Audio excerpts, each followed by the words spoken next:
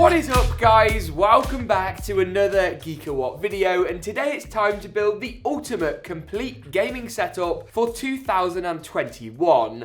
I've got an insane gaming PC build, which we're going to run through in just a moment, some awesome peripherals from Rocat and Turtle Beach, as well as this insane Quantum Dot 165Hz monitor from MSI, which is going to be awesome for those high frame rate, super picture accurate, low latency gaming sessions.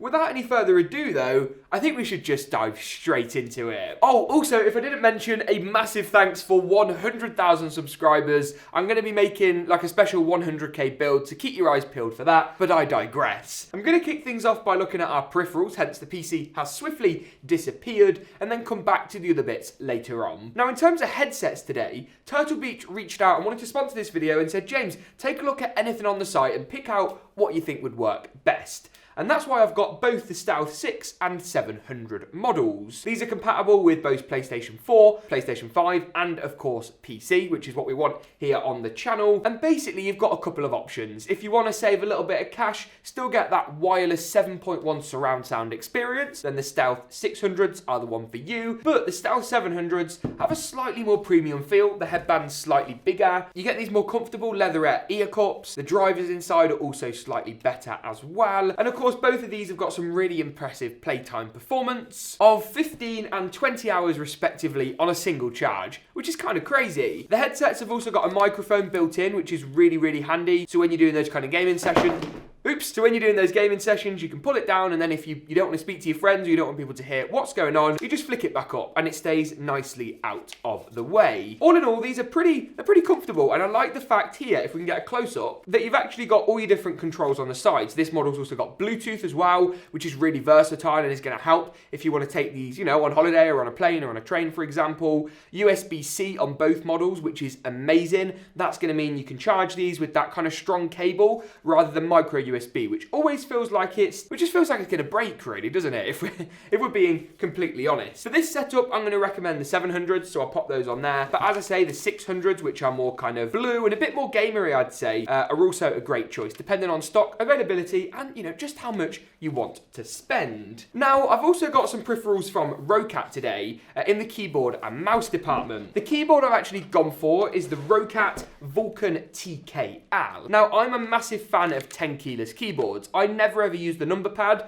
and I don't think many of you guys do either. I mean, unless you're some sort of, Excel aficionado, I don't think the number pad is really necessary anymore, and it makes your desk feel a bit bigger. It gives you more room for other, more important things. What I really like about this keyboard, once again, is it's USB-C, which is great in terms of versatility and future-proofing and that kind of thing. You've got these nice large feet at the bottom, which means when you put it on a desk, no matter how hard you game, it's not going to slide anywhere. And you've also got media controls on the actual keyboard itself, so you can change your volume on the fly. I'm a massive fan of low-profile keyboards. If you look at a lot of my setups, they all include low-profile keyboards. I think they're great because as someone who quite likes a Mac keyboard, believe it or not, it gives me the kind of Mac keyboard feel, but with the actual mechanical key switch, which is of course what you want. This has got some quite fast red switches on as well, which is great for high frame rate gaming and couples nicely with our mouse choice today. Now, this is also from Rocat and it's their Burst Pro mouse. It's actually quite a simple looking mouse with, not too much in the way of customizability. Is that a word? Customizability a word? Customizability. Customization. Anyway, language with James in 2021. Basically though, this is a really great mouse in terms of actually being pretty ambidextrous, depending on kind of whether you're left or right-handed. It's simple, but has all the controls you need. And it's really light. It's under 70 grams, which coupled with the keyboard is really great for high frame rate gaming, lots of action, and all that kind of stuff. The cable, actually, this is really interesting. The cable is actually like this kind of bungee material. It's really weird. It's braided, but also not braided, if that makes sense. But like the keyboard, you've also got RGB on here, which looks great. Right then, we need to round off the peripherals, and I think the best way to do that is with a mouse pad. Right, so this is the Rocat Tattoo.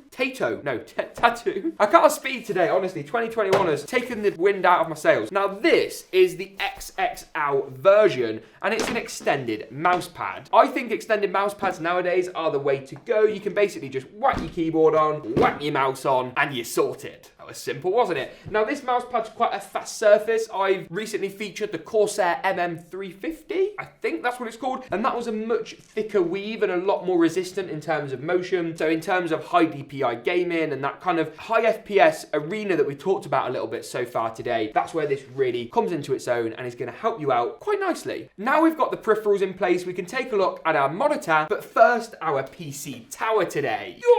Now this is very heavy and it's from a new build guide that you guys will actually be able to see on the channel very shortly, so make sure to get subscribed with the eye in the top left corner if you aren't already, so you don't miss it. This is built in the Razer Tomahawk case. Whoops.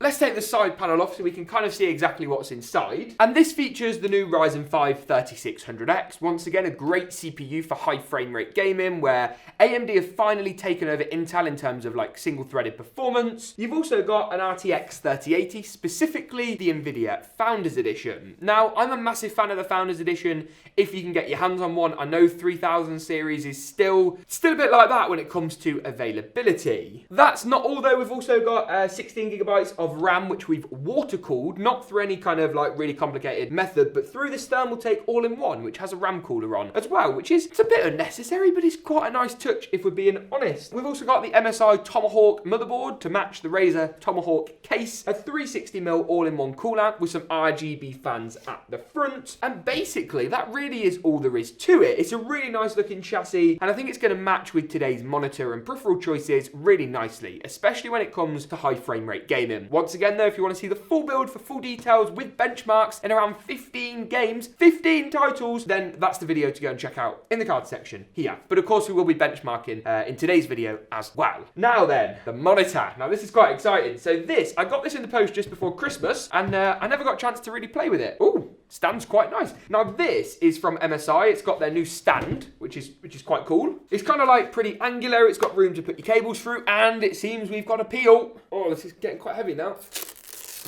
Oh, yes. Yes.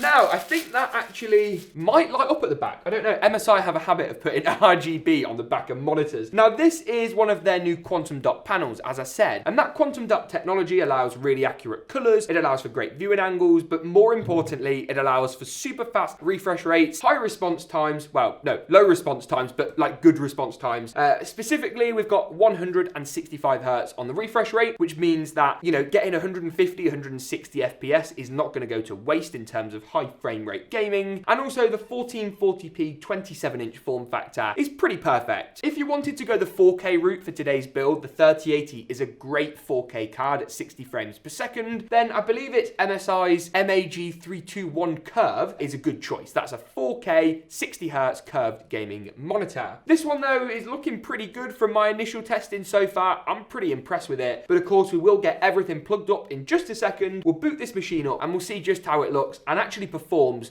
when we're gaming on it. It's also got that like kind of I'm a programmer mode where you can put it in portrait. Do you reckon anyone's ever played Fortnite in portrait mode? Right, let's pop that back down though, and then I think get everything plugged in. All right then, I think it makes sense now to actually boot this machine up and give it a go in some of your favorite titles. We're starting off with Fortnite, which I know is a bit of a love-hate game. Some people love it, some people hate it, and we're going to run at 1440p competitive settings. So we're going to take the quality down to low on the whole, but bear with me here. And then we're going to take the view distance up to far, but not epic, because epic just kills your frame rate. VSyncs off, motion blur off, show FPS on. We've got NVIDIA Reflex enabled, DLSS set to performance, and ray tracing disabled. This should be like the best settings for competitive gaming. Fingers crossed. Now, straight away, I've got to say the colors on this monitor are unbelievable. We've got the RGB on the keyboard, but this screen is like, wow, it's ridiculous. We're heading to Sweaty Sands, which is like, if you watch my videos, it's like my go-to. As far as locations go, it is legit the go. Like, it don't get any better than this. Trust me. No. Oh, no! Oh, no. We've got a gun, and we're sitting about 200 frames per second at 1440p. That's what we like to hear. Boom. Beautiful. The colours on this are unbelievable. Oh, we need a proper gun though, not like a pistol. What's going on? What's going on? Ah, I see someone. Someone is firmly in my sights. We don't need no ramps here. We ain't doing them ramps business. Go on. Yes, I'm getting the shots on. Yes, come on. Yes, beautiful boys. We don't need these pistols, mate. Get out of here. I'm vying for blood. Oh, we've even got a load of ammo. Nice, lovely stuff. Lovely. Whoa, is that a person I see or no? Whoa, yep, it is. That's a person. He's dressed as Spider-Man. He doesn't know the real Spider-Man is in town. Maybe we should retreat. We should heal up. We should get a shield going on and calm and composed. Calm and composed. Do this ammo, though. That'll do. Nice. Where's he at? Where's he gone? Where has he gone? Oh, mate, we've lost him. We have lost him. Never mind. Whoa, whoa, where'd that car come from? We've got to have a replay, edit. We've got to have a replay of that car just like yeeted out of nowhere. I don't know where the man's gone. We're leaving him for dust. We're carrying on. We're going to keep forging through. Nearly 2 kills, but it wasn't supposed to be. There's some more ammo. Nice. Still sitting around 160 FPS. Whoa, I see a Pasones. Ah, is this him? I think this is him. Where's he gone? Oh no, this is somebody else. This is somebody else. Get out of here. Get out of here. Mate, this gun is not the one. Oh, mate, that was barely on. Yes, beautiful. Easy, light work, boys and girls. All in all, though, Fortnite, pretty good. 180-ish frames per second. Colours look absolutely phenomenal. I think we'll leave it there. The next game I want to test out is Call of Duty's new Black Ops Cold War. We're running at 1440p. We've got basically high and ultra settings across the board.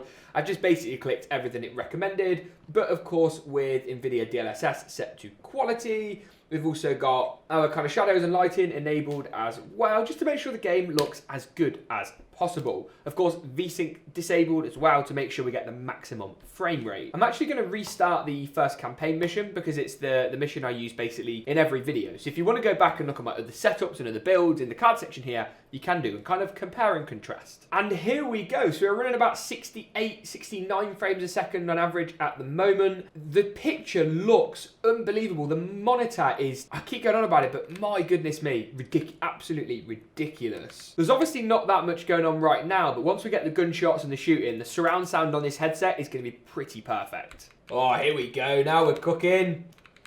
Oh, shot my own. He does that in this mission. You start shooting and he just walks in front of your gunfire and then it's your fault. It's like, sorry. Ah! Just ignore that bit. It didn't happen. Here we go again. I see you there. I see you. Ah, look at him in the bathroom. What are you doing over there, mate? And you. Get out of here. Get out of here, boy. And you. Look at these two. What are you playing at? Boom. I don't think so.